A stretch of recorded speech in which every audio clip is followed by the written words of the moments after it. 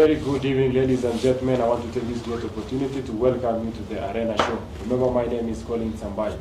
And this is a platform where we give our politicians, newsmakers, and key figures that are shaping the region. We give them the voice. They get an opportunity to express themselves. Ili waweze kutuambia wamefanya lipi na wanapanga kufanya gani, na even unpacking their manifesto. Remember, we have hosted several politicians, newsmakers, and key figures on the show. And tonight's show is very unique and very special because we are coming to you live from Nandi Hills constituency, the home of Allan Kosgey.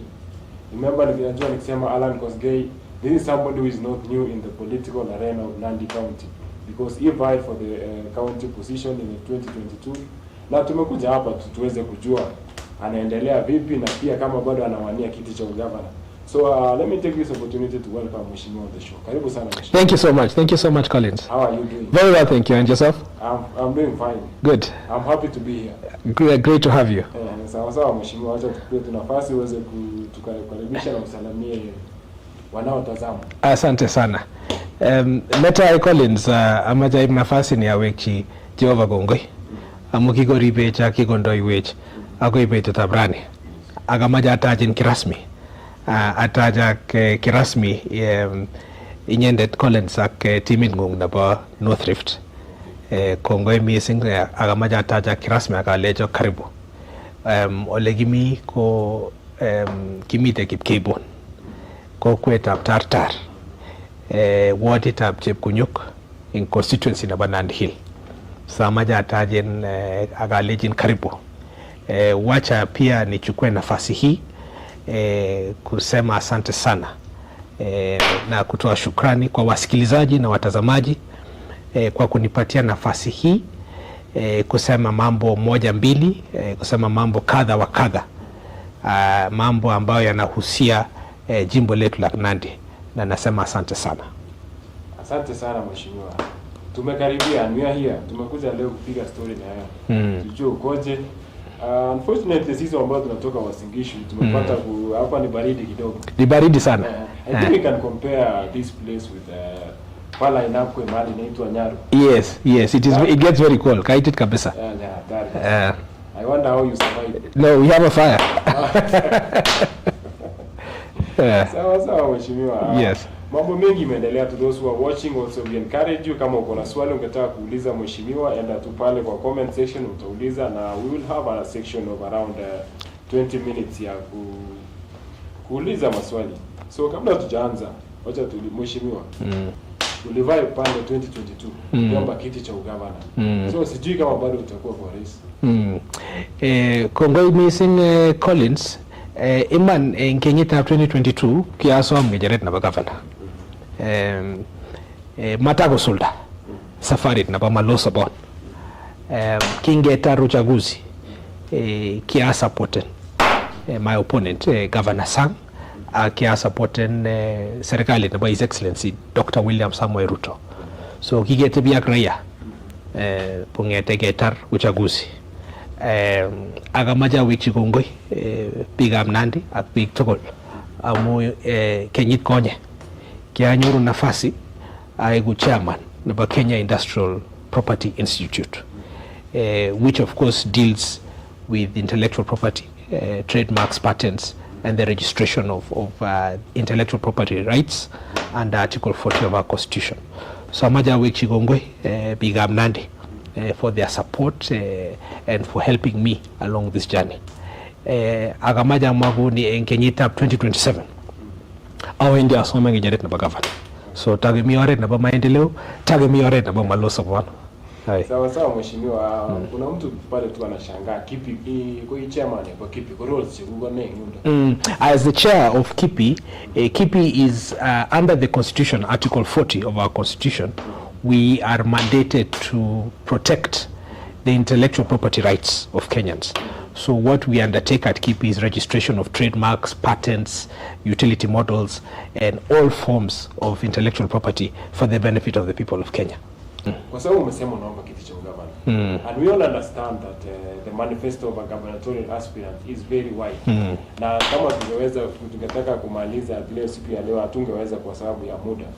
We only have about 1 hour. Yes. So allow us Mheshimiwa to dive into the health health, because health is one of the vital sector here in Nandi County. Yes. Mbona malalamishi ni mingi sana. So kabla hatujaanza mheshimiwa kuongelea mambo ya health, what is your opinion on the current health state in Nandi County? And if given the opportunity to be the governor of Nandi, what will you prioritize?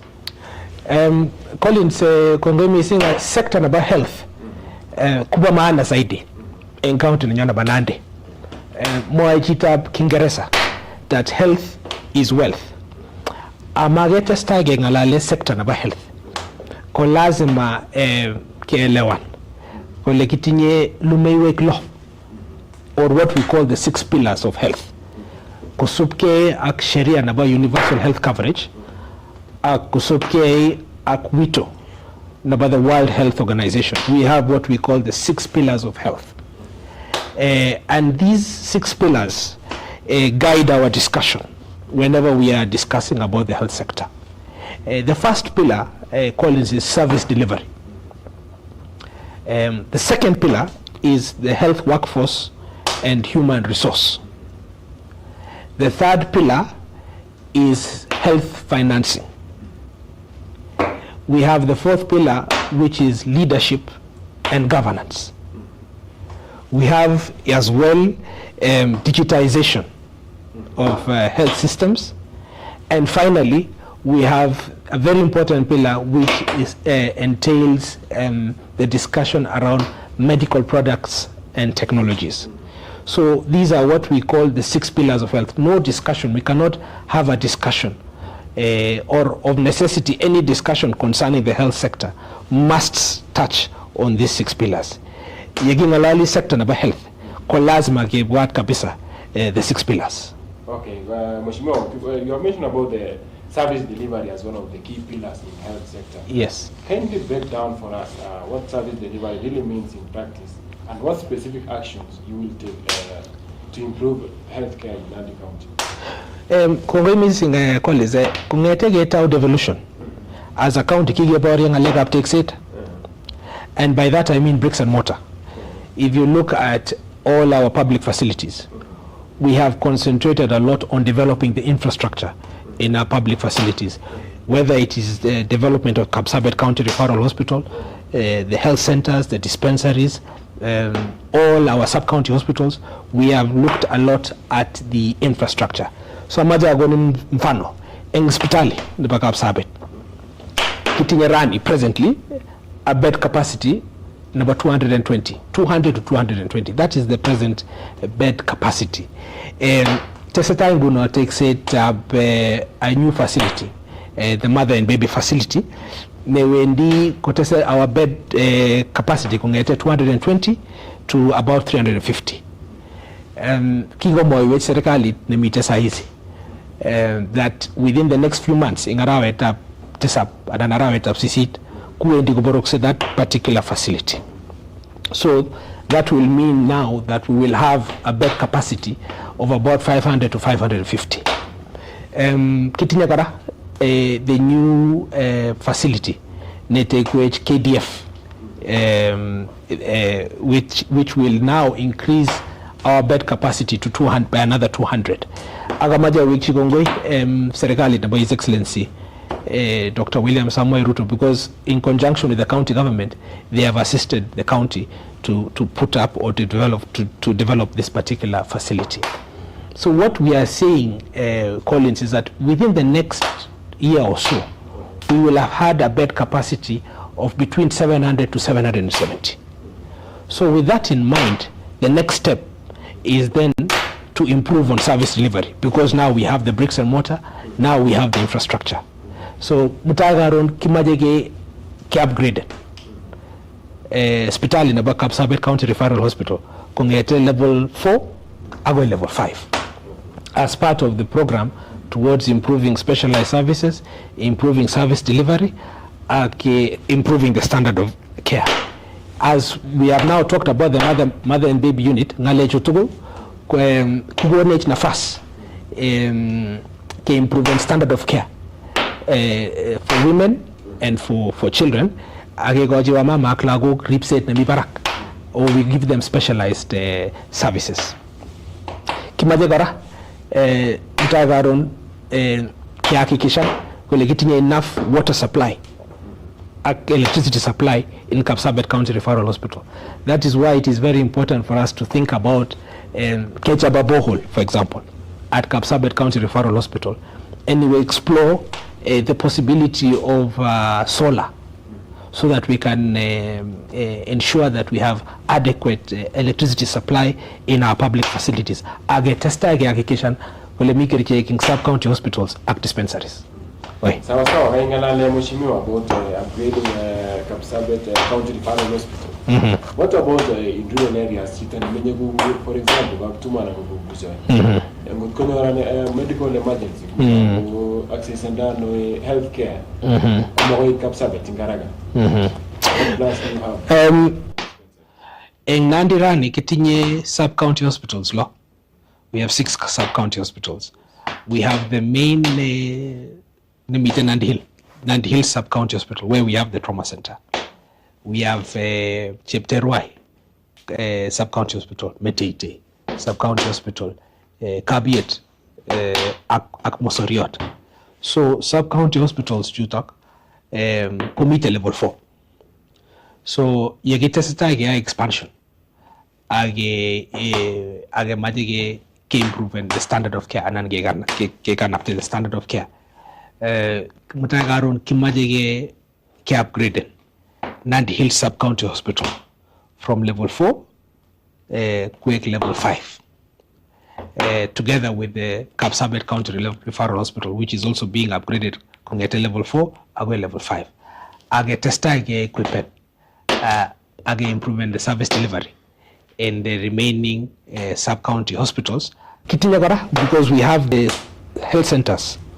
14 or so health centers, Kubota, Kapsisiwa, Olesos, Kemeloi, Serem, Chemundu, to mention but a few. So again, as part of the continued improvement of the standard of care, Kimajege upgraded and equipping this sub-county, these health centers.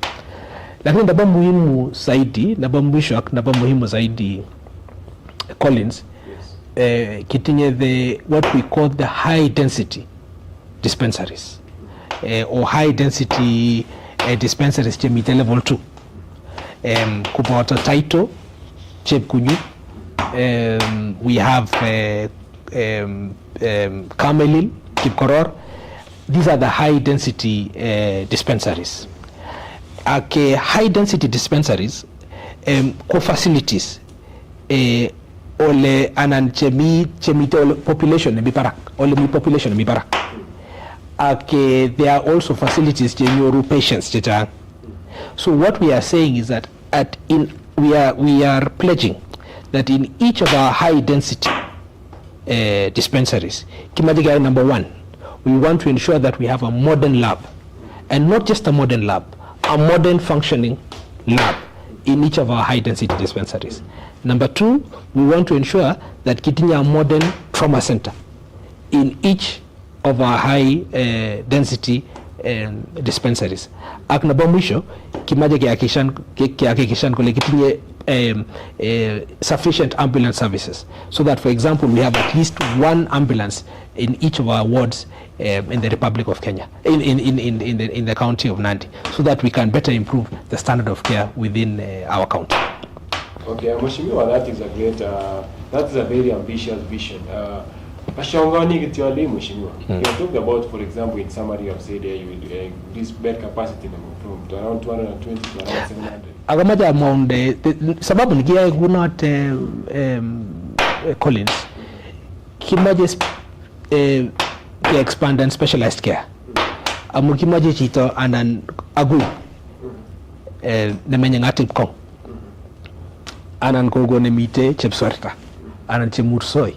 Kunyor specialized services eng center anan facility ne negitaginendet. Sege iste anan kepungusan pressure ne take up Sabon County Referral Hospital. Okay. Yeah. Nito kama mtatembea ni mheshimiwa. Aingalale to bed capacity maybe from around 200 to around 700 in summary. Au aingalale or improvement of infrastructure in some counties. Yes. How are you planning to finance this? How will you mobilize funding for these projects? It's a good question, Collins. Budget dekitinye sahi in sector na health ku 32% of the overall county budget. In serikali na nyonenda ba Maloo Sabon, we want to increase our budgetary allocation from 32% to 35%. Agumuga kusenga lecho, because if you look at the recommendation or the pre-devolution levels, the pre-devolution levels were 35%. So you get a Collins, we are about at 32%. So we have at least room for another 3 or 4%. Number one. Number two, don't forget, Collins, that with improved service delivery equates to increased revenue, enhanced revenue, which we will then use for purposes of reinvesting in our public services. Collins, Kitinyabara, SHA registrations, because at the moment we have about, I think it is around 400,000 SHA registrations. We are at number 11 in terms of SHA registrations in the Republic. Nandi County is at about 11, which is about 400,000 registered persons. So mutagaron kimajiga IBD age testage register SHA kusupke akuito na His Excellency then mwawet kule kimajige pictable en sheria na universal health coverage, because SHA registrations ku oret agenge nigimuj ke test capitation and revenue in county nyona banandi, because for every registration of SHA kinyoru 75 shillings to 100 shillings in our sub-county hospitals and dispensaries. So with these interventions, Collins, it is my belief that we are well on our way towards financing some of our expansion projects and some of our plans to better improve the sector of health. What plans do you have on the human resources? Well, human resources are a very key pillar. Yes. And I will say this. Service delivery goes hand in hand with human resource. They are like a hand and glove. And in order for you to have a successful health sector, you must have a highly motivated, well-trained, and professional workforce. And I'll say that again because I cannot overemphasize the importance. In order for you to have a successful health sector, you must have a highly motivated, well-trained, and a professional workforce. So, amaja go ni mfano tunkago bro ke facility about KCRH kibendi genyoru theaters angwan chelelach 4 new theaters theaters sumo new theaters chempia in facility about KDF. So what we are going to have is 7 new theaters when all this expansion process is complete. So with these expanded or improved or new facilities, these facilities will require key personnel. Okay, so we need to hire or recruit new cardiologists. We need to recruit neurosurgeons. We need to recruit orthopedic and trauma surgeons. We need additional oncologists. Cancer, for example. So we need new personnel to meet with the demand for specialized care. And when I talk about specialized care, Collins, amaja wichigongoi serikali tap His Excellency Governor Sang amaja goni mfano in Kenya rani kitinye 2 audiology units. We have 2 audiology units in Kenya today.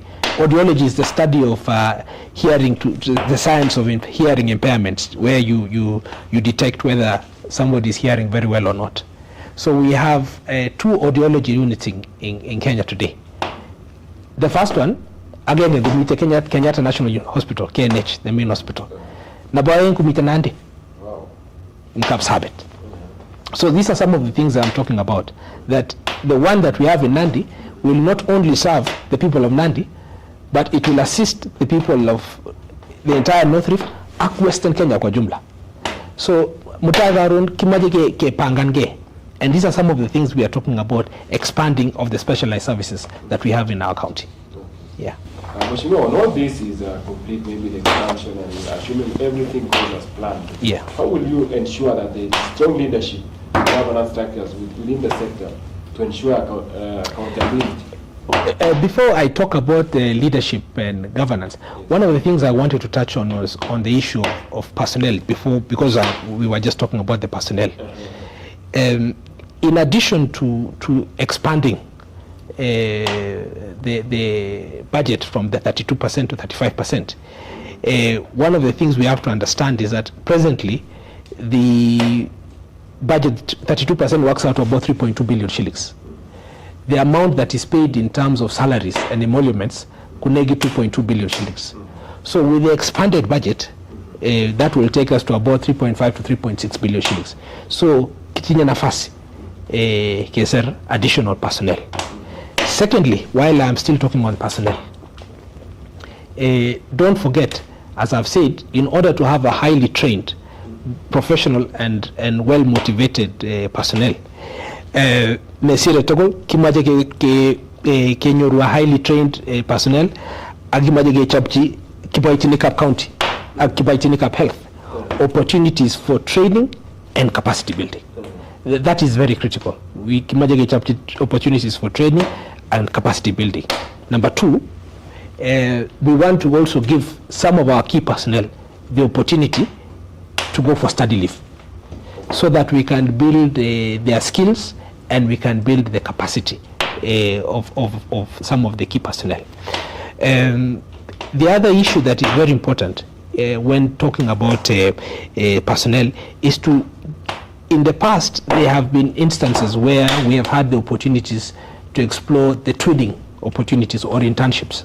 So for example, amaja agoni mfano, ngiwe moi teaching at referral hospital, tinda program at Indiana University, nimiti United States, where students from Indiana come to Kenya to learn about tropical diseases, for example, like malaria. Malaria, malaria, but there is they want to, there is not the prevalence of malaria is not as much in the US as it is here.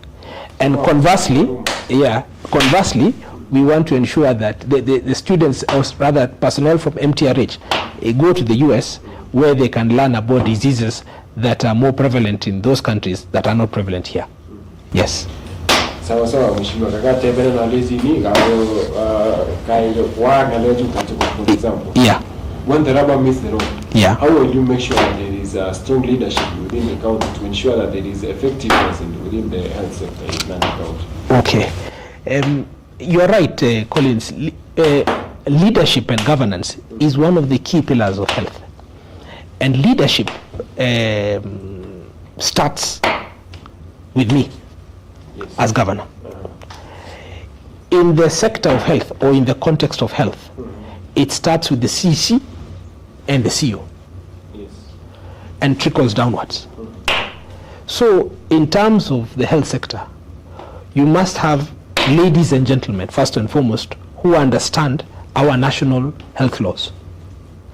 We must have ladies and gentlemen who understand our county health laws. We must have ladies and gentlemen who have a clear understanding of the framework, the health framework, and the policy that governs the sector of health. So that, for example, you need to understand, or to have personnel who understand what are the ailments that afflict the people of Itigo, or what are the ailments that affect or afflict the people Temenye Nandi Hill, because we have said that Nandi Hill ko kitinye shida and about amukaitito. So the prevalence of that we have here is more on respiratory illnesses, as opposed to a place like Chemase, which has more concerns with malaria or snake bites. So in short, leadership and governance requires men and women who have a clear understanding where we are as a county and where we want to go. Number 8, kitinye sheria nekekure Facilities Improvement Financing Act 2023, which was signed by His Excellency, assented to by His Excellency on the 19th of October 2023, and kicked off, was commenced on the 2nd of November 2023. And this act sets out very key provisions on governance. Under Section 10, it establishes what we call the County Health Management Team.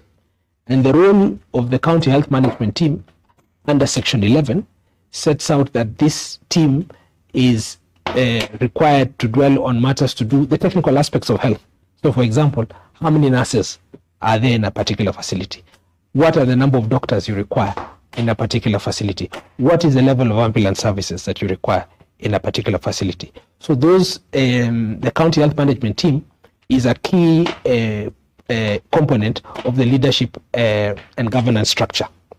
But more importantly, what we need to do moving forward is to ensure that in every public facility, in every dispensary, in every sub-county hospital, they need to have a management board or a management team. So go controlling the management act set up time about that particular facility. And this is part of ensuring that we have semi-autonomous or autonomous institutions which are then overseen by the CEO. Agamaja wechigongoi karo in serikali tap kwa elections. We have had elections recently in some of our key dispensaries and facilities. Here in Chepkunyuk, for example, in my ward, we had elections in Lelwak, we have had elections in Sirwa, we've had elections in Kipkoror, we have had elections in Keben, we have had elections in Kosoiwo, we've had elections in Kaptien. So these facilities now kotindoi management teams, but in the serikali nenyonena bamaloso, not only are we going to have the elections, but to have proper oversight of these particular facilities, so that these facilities could control the management, act the leadership, act the set up time about that particular facility. I will make sure. How will you make sure that they stay motivated? Who stays motivated? The health workers. As I said, the health workers, we have already said that we are going to ensure that one, we ensure that opportunities for training and capacity building. We are also hoping that we will be able to ensure that those who can go for study leave, go for study leave. Those who are able to secure opportunities for internships and training, we will be able to ensure that they can get internships for training, and in much the same way, getting opportunities between Indiana University and MTRH. Study leave, do you mean paid study leave? Yes, we have workers at the moment who have gone for paid study leave. It is part or it is part of building the capacity in our county. It's only fair that when somebody goes and improves their skills and obtains knowledge, that they can come back and employ that knowledge for the benefit of the people. Naba mwisho kwa lazima gengalaleka promotion, because it is important for us to work hard and give our opportunities for promotion to our members of staff. Kitinye members of staff chitomo tomo get promoted for the last 10 years. So we need to work hard and ensure that we give all our members of staff health opportunities for career progression, opportunities for career development, opportunities for promotion. Asige testage kanapte standard naba health in county Nyonda Banande. You also mentioned about the Facility Improvement Finance Act and its role in there. What is the current state of financing, and health financing in Nandi? In county Nyonda Kigetiem Ngalega B5, but we want to ensure that Mutagaron ki full implementation of F5. And by that I mean, so that we are keeping with the law. We want to ensure that each facility, each health center, each sub-county hospital must have an account in which it is paid FIF monies. So that now you have a form of retention at the health center. And the management team, they control it, the management actor set up there about that facility, uses these funds for the benefit of that facility. So amaja agoni mfano. Akimaje ge sal hospitali. Kiba isi chepkondok chemite FIF. Ngot kimaje ge lipan casuals. Kiba isi chepkondok chemite FIF. Ngot kimaje ge al blanketishek. Anan ke al dan pharmaceuticals. Kiba isi chepkondok chemite FIF. Anan ke lipan ambulance services or ke pangan and ke ganapte that particular institution. So these are some of the things that we are saying will require us to sit and agree how we can better implement the FIF.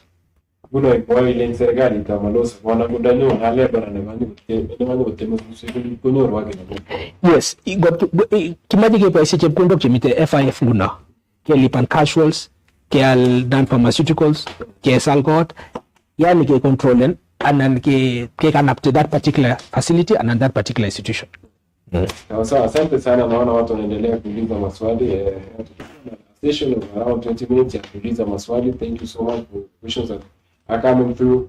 Watu wetu tuendelee tukimalizia, we'll have that session to kuuliza maswali. Mheshimiwa, if elected the governor, what will be your flagship project in the health sector? Thank you, Collins. What I in my mind, what I have conceptualized is that I have two flagship projects in mind when it comes to the health sector. Firstly, we want to establish a database for indigent persons. And by indigent persons, I mean teacher mingwen kabisa, raia che mingwen in society. Cheme mujige. Raia chenyaratin kabisa, che tindoi shida kabisa, che mingwen in society. We have a list of indigent persons, I think, that was developed, I think 2-3 years ago, which shows that we have 22,000 indigent persons in Nandi County. But we want to update that particular database. And once we have that, what we are going to do is to approach the Social Health Authority, my good friend Dr. Masi Mwangangi, and enter into an MOU with the Social Health Authority, under which premiums of indigent persons will be paid to enable these persons secure healthcare and medical services right from level 2 all the way to level 5 and beyond. And by that I mean outpatient, inpatient, dental services, maternity, and specialized services moving forward. And this is important, Collins, because kimaji supu wito by His Excellency ne moiwech ne jambo moiwech kole kimaji ke raia tugo en sheria about universal health coverage, number one.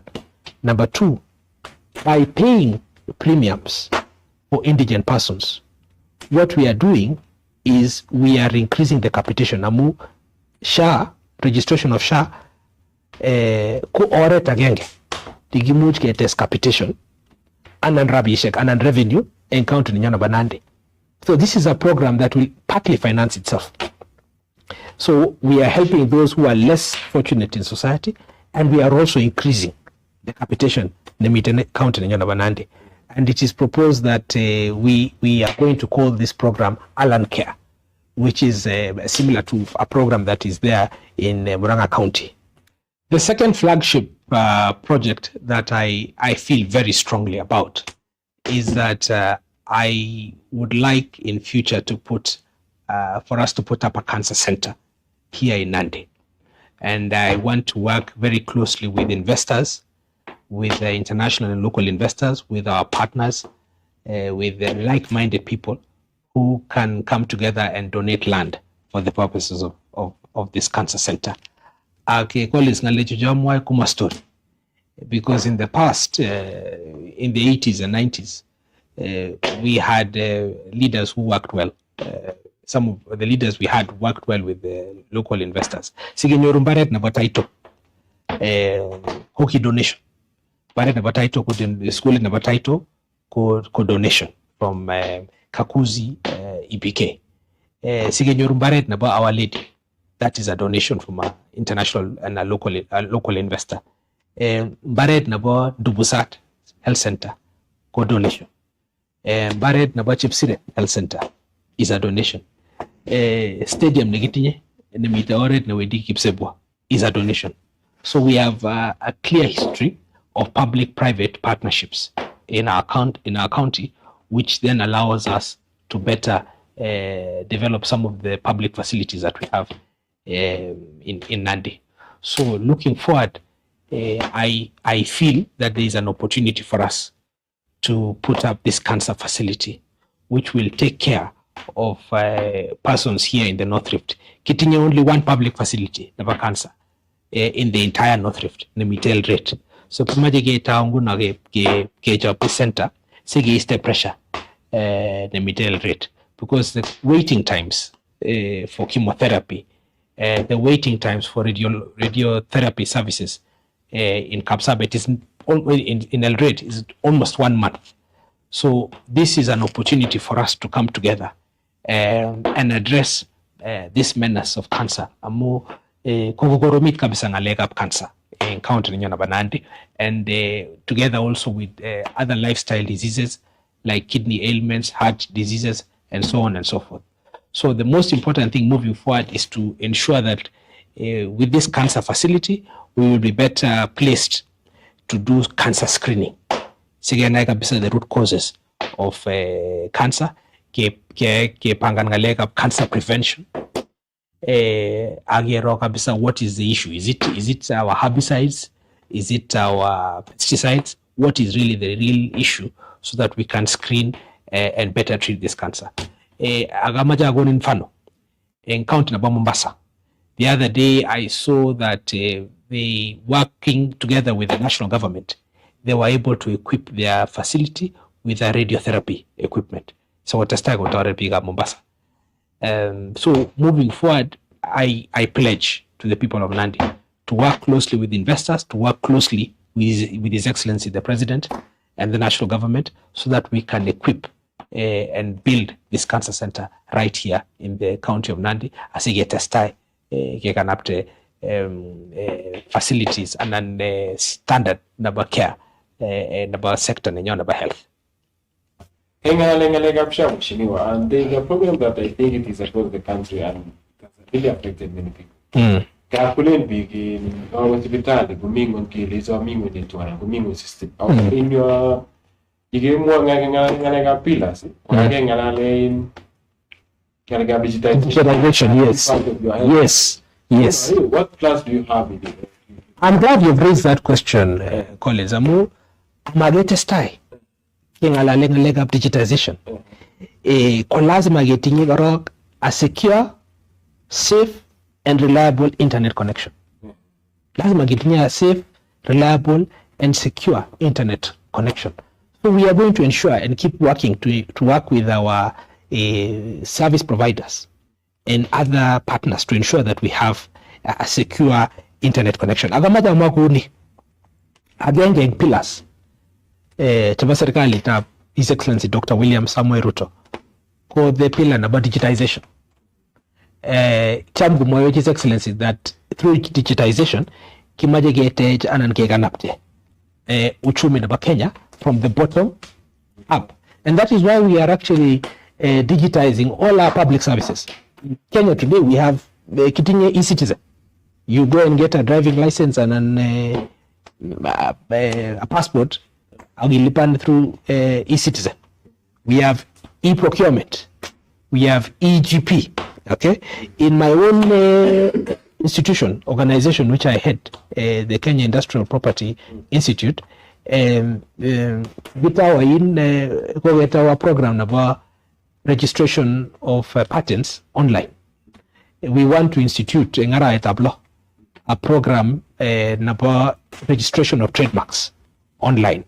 So in serikali ninyone na Maloo Sabon kimadigai two things. One is to have digitization of 100% of our health services.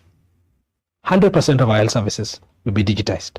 Number two, kimaje getapa system negegure integrated hospital management information system.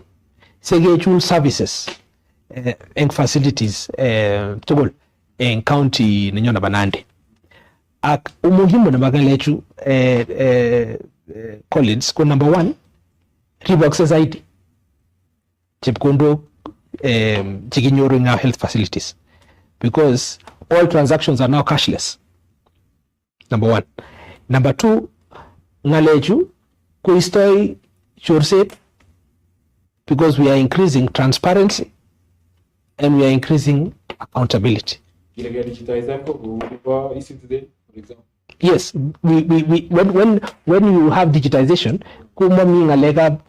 cash.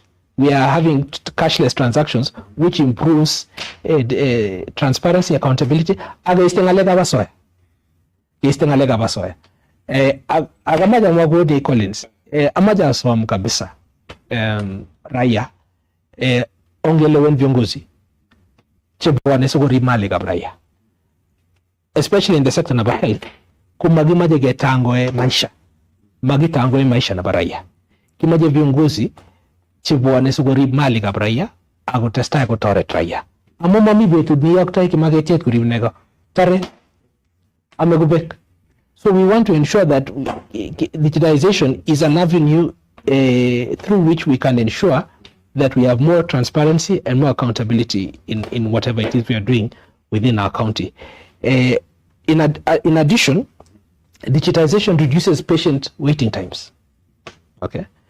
The importance again about the pillar and about digitization is that we digitize patient records and digitize all our digital records, which again is useful for purposes of budget making process. Magia inalega pata potea. Amukitinye our actual records so that when we are making budgets, give us the information that is properly kept digitally. Agnaba mwisho, digitization go to other kabisa in the health sector, because we are dealing with real-time data. When you're dealing with real-time data, you can better serve our patients. So ngalechu tuko kupa muhimu zaidi amu wendi kutoretage sege kanapte standard of care in county nyora banandi. Medical products and technology. How are you planning to leverage the medical technology when people access services and also patient care in Nandi County? Let me say, when we talk about the final pillar about technology, I'll give you a good example. Telemedicine. Telemedicine allows us to treat patients remotely. For example, raya cheusen, big cheusen kabisa. Chememuch with facility, an hospital. Au imuji tinye kogo ne was kabisa ne menye Kipkimba and ne menye mwisho na banandi en Chepterwai. So we want to ensure that that particular person can be served remotely. Possibly because Nandi County, the terrain and the topography is difficult. So we want to ensure that that person is served appropriately. Another example, we have the possibility to use drones. Kigurene drones in Nandi. The drones are this in Ndege. So I'll give you a good example. We have an organization called the Elton John AIDS Foundation that is has an MOU at Kisumu County, which provides drone logistics and support for delivery of drugs to HIV/AIDS patients in Kisumu County. We have another organization, Negegure Kenya Flying Labs, which has partnered with a South Korean organization called NARMA to provide drugs and medical care through drones to residents of Tharaka, Nithi County in Meru.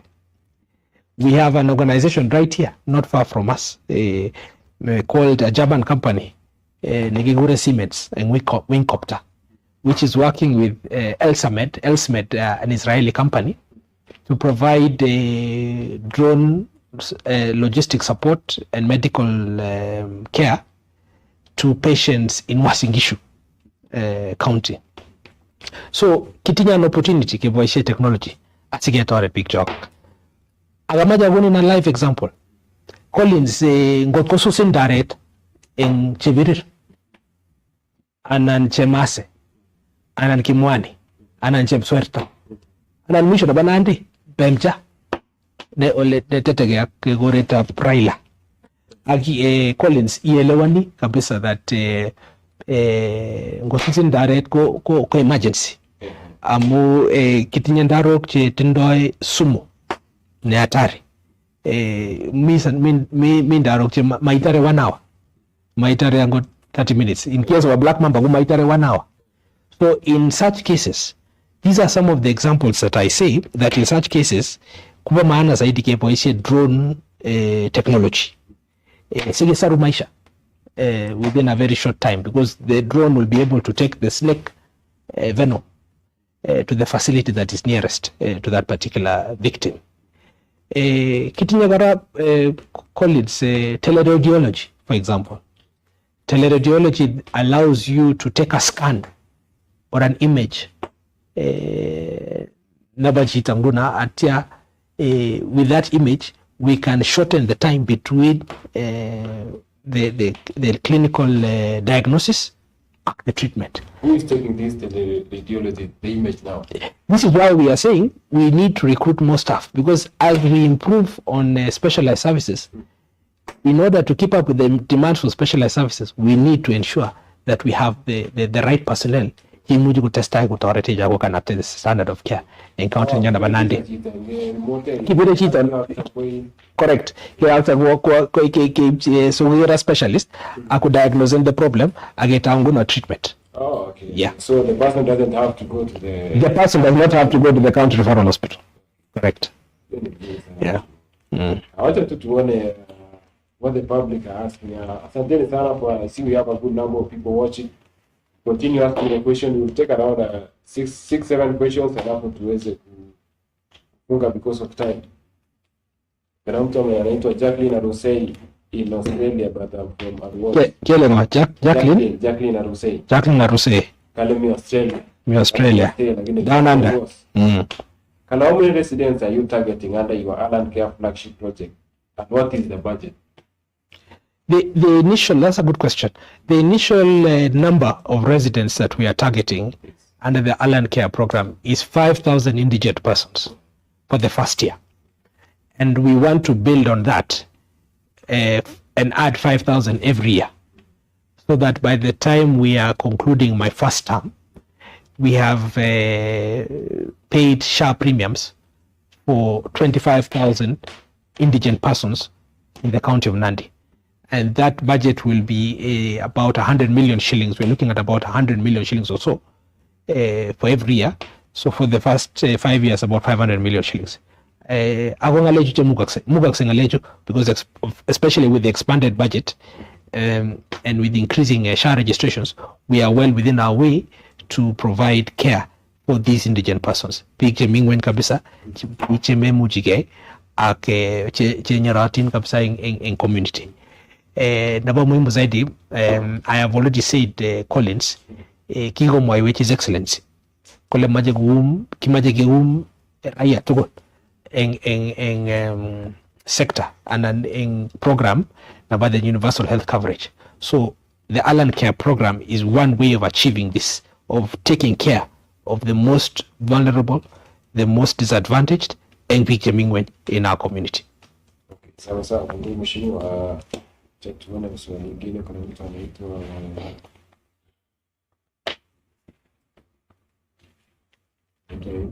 Peter Talam from Dalat sub-county. Peter Talam. You have never held any public position. How will you transition to public service if elected? Oh, that's a very good question. What I have a public position now because I'm the chairman of a public parastatal, but the position of my own understanding is that the position of governor is a position that requires executive and managerial skills. and I have a lot of experience in terms of managing and having executive ability within the private sector. My experience and my work in the private sector as a lawyer speaks for itself. I have also served as the treasurer of the Law Society of Kenya, and I've been a lawyer for 27 years now. And so I have enough experience in terms of how to manage and to properly undertake an executive role within the context of managing the county of Nandi.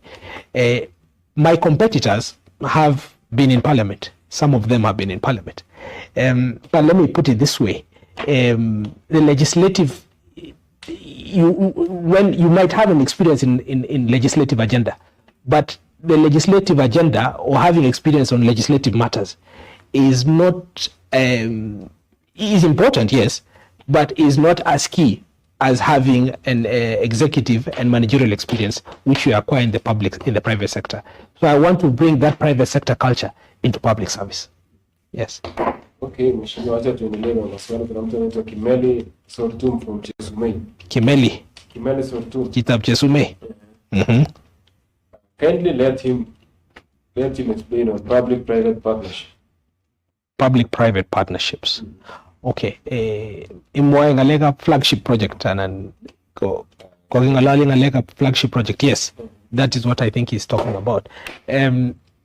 What I am saying, Collins, is that in the past we have had our previous leaders, especially in the 80s and the 90s, had a good relationship with the existing investors or the private investors and partners in the county of Nandi. So that, for example, sigenyor mbaret naba taito anan skuli naba taito kikitinye usiano ne garara na the, for example, Kakuzi, because sigenyor mbaret naba taito, it was a donation from Kakuzi. Tigenyoru dispensary nabandu busat was a donation from a private investor. Dispensary naba Kepsire is again a donation from a private investor. The school, Our Lady, is a donation from an investor. We also have local investors like Nandi Tea, not international investors. Nandi Tea has given us the facility Nigitinye Nemioret Newendi Kipsebwa, the big stadium. So His Excellency the President has today urged us to explore, or his government is exploring, public-private partnerships. And so what we are saying in Nandi, in serikali na nyonenda pa Maloo Sabon, kimaje ke explore inside the opportunities that can arise from working with our international and local investors for purposes of developing or bringing about public services. Sege ganapte zaidi maisha na babigapka age ganapte uchumi na ba county na nyona banande. Okay, again me tewala titani great ni manikate pule malabu wengi. Yes. And what is your plan on CHPs? How about your management community health? Community health promoters. Yeah, they are very critical because you see this is the first port of call in the health sector. Chito ne pimani pressure, chito ne pimani temperature, ne pimani ngalega diabetes. So we have about, I think, 1,000 or so, 1,500 or so CHPs in Nandi. And of course, there have been concerns that perhaps we have not, some concerns have been raised about whether they're being paid on time. So we want to ensure that because they are the frontline staff that we have in our sector, kimajage hakikisha ngole kilipani on time our county health promoters, and we continue to take care of their welfare, but not only their welfare, kimajage rip welfare, na bakipa chini tokol chabo health. Yeah. Na sawa mheshimiwa, tuone tu mwisho kwa sababu ya saa naona kuna mtu Jason anasema Maloo Sabon government is weak.